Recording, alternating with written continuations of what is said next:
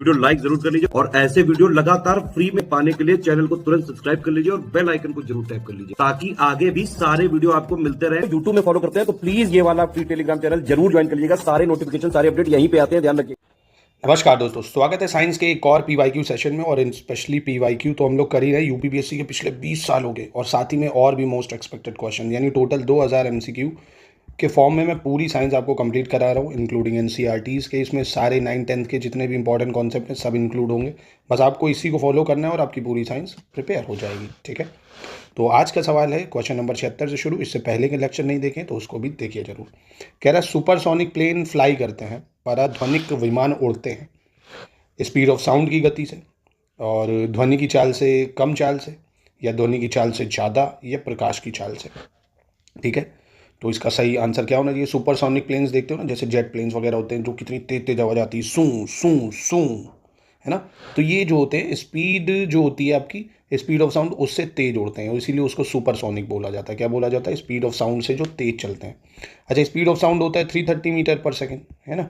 Air में बता रहा हूँ, 330 मीटर पर सेकेंड होता है स्पीड ऑफ साउंड। उससे तेज भागते हैं ये, तो आप सोच सकते हो कितनी हाई स्पीड होती है इनकी। ठीक है, चलो। इसके बाद है अपरा का औसतम वजन क्या होता है? The average weight of placenta. तो डायरेक्ट फैक्चुअल सवाल है, कुछ इसमें दिमाग नहीं लगाना है। प्लेसेंटा का वेट कितना है डायरेक्ट पूछा गया आपसे, तो बस डायरेक्ट आपको याद रखना 500 ग्राम। कितना? 500 ग्राम। ठीक है, अब आपके मन में आएगा सर ये प्लेसेंटा है क्या? तो देखो ये दिख रहा है प्लेसेंटा, ये एक्चुअली बच्चे की, जब बच्चा आपने देखा होगा यूटेरस से निकलता है, जन्म लेता है, तो उसके कहते हैं ना नाड़ा काटो। नाड़ी जो होती है एक तरह से उससे ये जुड़ी हुई होती है। अब ये नाड़ी का क्या काम क्या होता है भाई? ये नाड़ी क्या करती है? तो एक ये टेम्परेरी ऑर्गन होती है, अस्थायी ऑर्गन है भाई, है ना। प्रेजेंट नहीं होता, ये कट जाता, खत्म। बच्चा आ गया तो ये खत्म। टेम्परेरी ऑर्गन होती है जो यूटेरस में बनती है ना। ये ऑक्सीजन, न्यूट्रिएंट्स बच्चे को ये सब प्रोवाइड कराता है ना। और जितने भी वेस्ट प्रोडक्ट्स हैं वो इसी के थ्रू रिमूव हो जाते हैं। तो मतलब आप माँ जो भी खाएगी वो इसी के थ्रू ऑक्सीजन भी मिलेगी और बच्चे को न्यूट्रिएंट्स भी मिलता है इसी के थ्रू। ठीक है, तभी तो कहते हैं ये बच्चे का नाड़ा जहाँ गड़ा होगा उसका दिल वहीं पे रहता है। ठीक है, और इसका एवरेज वेट वही 500 ग्राम बस। तो आई होप अब आपको क्लियर होगा। ठीक है, अब अगला इसमें मिलान करना है आपको, जैसे ये सॉफ्ट टिक, हार्ड टिक, लाउस और सैंड फ्लाई, है ना, और उससे होने वाली ये बीमारियाँ हैं। थोड़ा सा टफ लग सकता है बट क्लियर हो जाएगा, आपको परेशानी नहीं होगी। चलिए देखिए, इस तरह के सवाल भी रिपीट होने के चांस रहते हैं, तो याद रखिएगा। सॉफ्ट टिक, इससे होने वाली बीमारी है रिप्लेंसिक फीवर। कौन सा? Relapsing fever. कौन सा? रिलैप्सिंग फीवर कह सकते हो, relapsing fever, relapsing fever. Hard tick की बात करें तो इससे होता है टुलेरीमिया, हार्ड टिक से टुलेरीमिया हो जाता है। वहीं लाउस की बात करें, इससे एपिडेमिक टाइफस। और जो सैंड फ्लाई होती है नॉर्मल, जो मक्खी वगैरह होती है, उससे ओरिएंटल सोर, ओरिएंटल सोर हो जाता है। तो ये थोड़ा सा मतलब ऐसा सवाल है कि 90% चांसेस जो है थे इसके गलत होने के होंगे, मतलब मोस्टली बच्चों ने इसको गलत करा हुआ। अब देखिए साइंस के 20 से 25 सवाल आएंगे, है ना। सारे तो करने नहीं है, जो आपके लिए टफ है वो सबके लिए टफ है ना। तो जो टफ है वो तो टफ है, तो उसमें परेशान नहीं होना है। आपको परेशान होना है आसान में, कि जो सब सही कर रहे हैं वो आपको गलत नहीं करना है, क्योंकि नहीं तो वो आपको फिर मेरिट से बाहर कर देगा। भाई जो सब गलत कर रहे हैं आपसे भी गलत होगा, कोई दिक्कत नहीं, है ना। तो कुछ सवाल ऐसे होते हैं जिसमें उलझना नहीं है। ठीक है, तो ये वन ऑफ देम है, उसमें से कोई दिक्कत नहीं। इसका आंसर ये है, याद कर सको तो याद रखना है इसको। ठीक है, चलिए अगला है which one of the following is a common cause of COPD, यानी साधारणतः निम्नलिखित में से कौन सा कारण है सीओपीडी का। अब सबसे पहले तो इसका फुल फॉर्म आपको याद हो, क्रॉनिक ऑब्स्ट्रक्टिव पल्मोनरी डिसीज। क्या होता है? Chronic obstructive pulmonary disease. अब जो स्मोक करता है ना, स्मोकिंग वालों को यही दिक्कत हो जाती है, सीओपीडी, मतलब सांस लेने में बड़ी समस्या होती है उनको, लंग्स में जो धुआं भर जाता है। तो क्रॉनिक कंस्ट्रक्टिव पैराकार्डियाटिस, है ना, इज़ अ कॉमन कॉज है ये। क्योंकि स्मोक जब आप करते हो तो लंग्स में क्या करता है, आपको जो एयर पास है जो वो कम करता है, ब्लॉक कर देता है नसों को, ब्लड के फ्लोज को भी। इसलिए स्मोकिंग सबसे गंदी चीज़ होती है ना। स्मोक से अगर आप दूर है तो सबसे बेस्ट है वो। चलिए क्वेश्चन नंबर 80 देख लेते हैं। कह रहा है एक स्थिति जिसमें ऊपरी त्वचा जो है वो शिश्रमुंड पर पीछे नहीं हट सकती है। A condition in which foreskin is not retracted over the glans. अब इसका मैं आपको डायग्राम दिखाता हूँ, वो देखिए पहले। अब ये आप देख रहे हो, अब इसको कॉमन भाषा में नुन्नू पुन्नू जो भी आप कहते हो, फैलस कहते हो, है ना। ये जो होती है स्किन, ये कई लोगों के ऊपर होती है तो ये नॉर्मल है। फिमोसिस में क्या होता है, ये ऊपर नहीं होती है ना। इसको बोलते हैं फिमोसिस रोग, है ना, ये फिमोसिस है। अब जितने भी मेल हैं they can check they have phimosis और नॉट, तो याद रखिएगा इसको। अगला देख लेते हैं, मानसिक बीमारी के बारे में निम्नलिखित सभी धारणाएं गलत हैं। All of the following are misconception about mental illness except. मानसिक रोग इलाज योग्य है। विवाह मानसिक बीमारी को ठीक कर सकता है। ओ माय गॉड, ये तो और पागल कर देता है ना। इससे तो दूर ही रहना भाई, ये सबसे गंदी चीज़ है। ये और आपको मानसिक प्रताड़ना दे देगा। मानसिक रोग अलौकिक शक्तियों के कारण होता है भाई।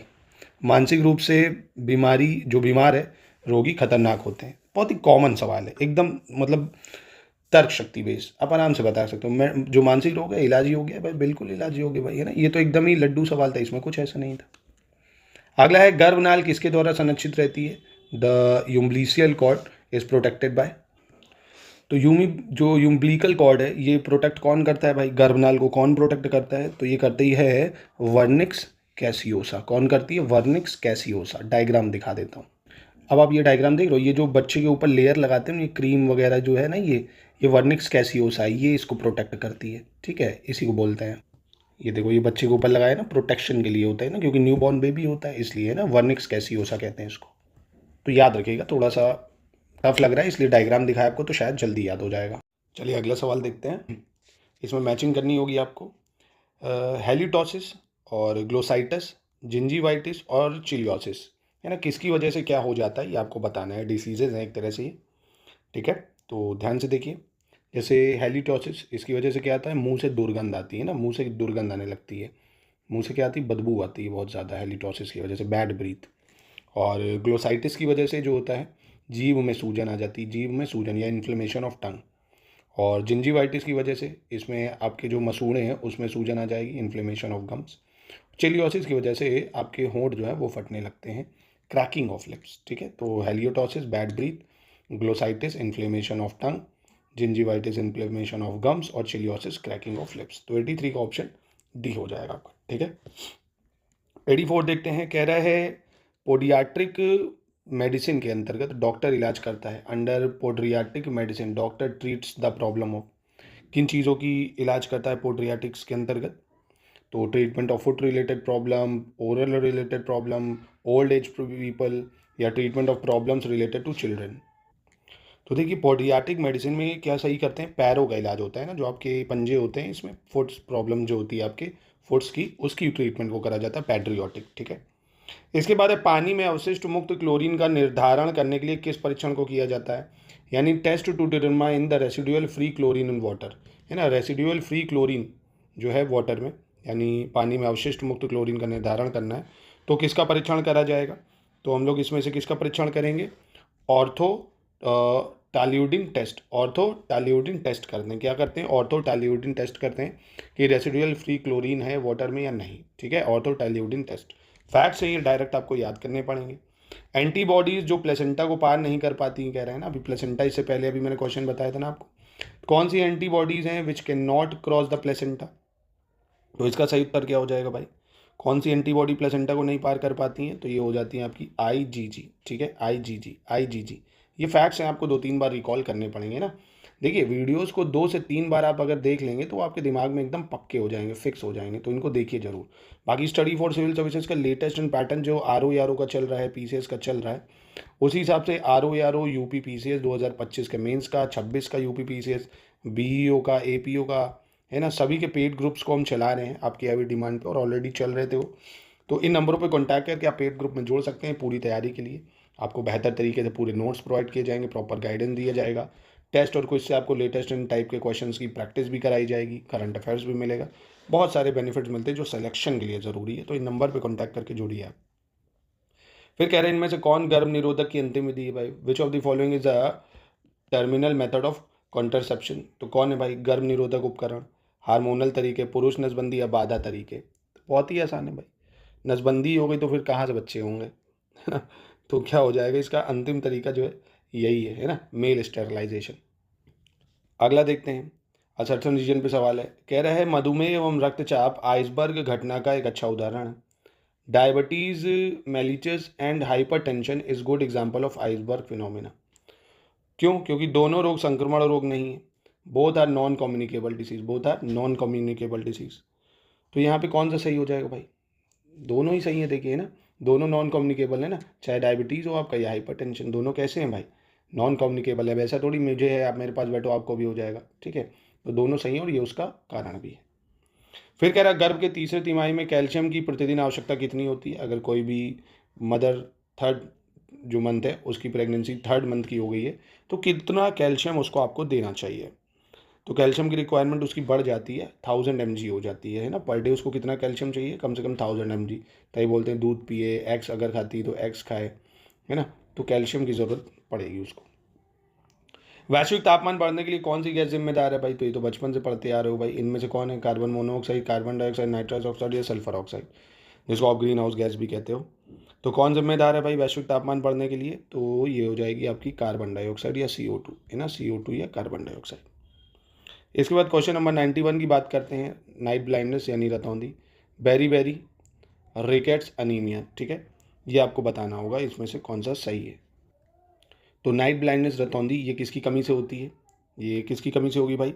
अभी इससे ऊपर जब पहला लेक्चर करा था तब आपको बताया था कि विटामिन ए, रेटिनॉल, इसकी कमी से क्या हो जाता है, रतौंधी हो जाती है, ठीक है। फिर दूसरा सवाल, मतलब बेरी बेरी किसकी कमी से हो जाता है भाई, बेरी बेरी रोग किसकी कमी से होता है, तो ये होता है आपका विटामिन B1 की कमी से। किसकी कमी से होता है, विटामिन B1 की कमी से। रिकेट्स विटामिन डी की कमी से होता है, किसकी कमी से, विटामिन डी की। एनीमिया लो हो मतलब आयरन की कमी से, ठीक है।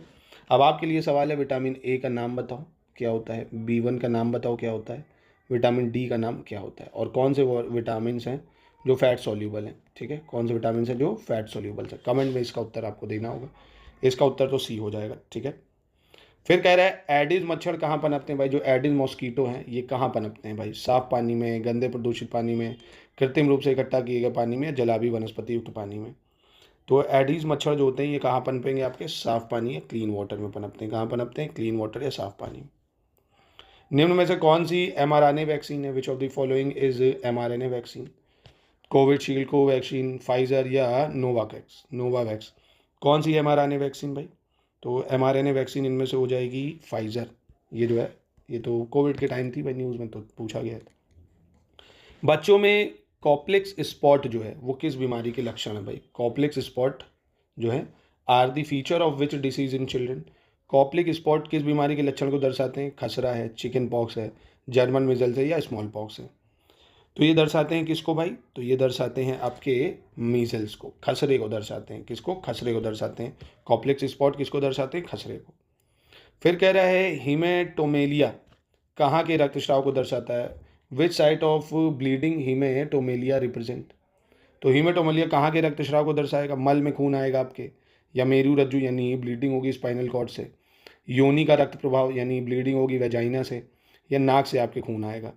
हीमोटोमेलिया क्या होता है, कभी नाम सुने हो कि नहीं सुने हो, ब्लीडिंग फ्रॉम स्पाइनल कॉर्ड है ना, मेरू रज्जु का रक्तस्राव, इसको बोला जाता है हीमोटोमेलिया। क्या बोला जाता है, हीमोटोमेलिया, ठीक है।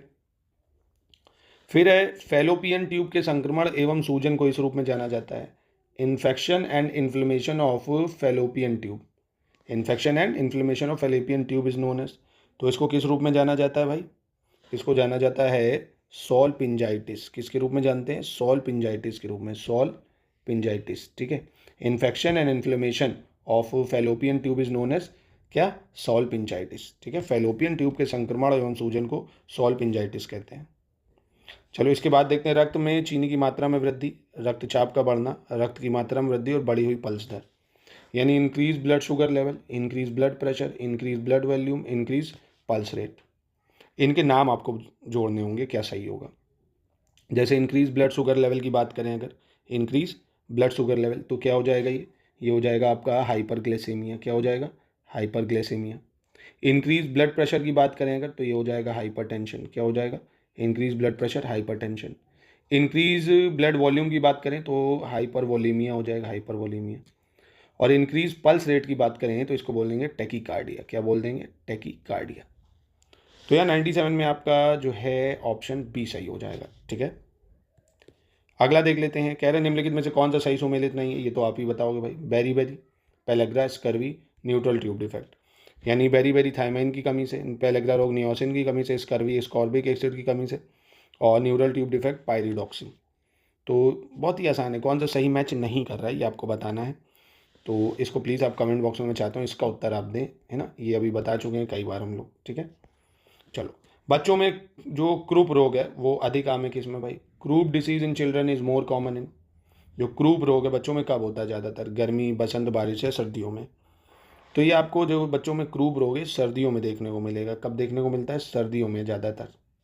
मतलब बहुत खांसी वासी टाइट आ जाती है बच्चों को, इसलिए। चलो फिर कह रहा है बर्जर्स बीमारी है भाई, बर्जर्स डिसीजेज है। क्या है ये? Thrombo angiitis obliterans, acute vulvar disorder या एक्यूट पेरिकार्डियाटिस या आपका इन्फेक्टिव एंडोकार्डियोटिस।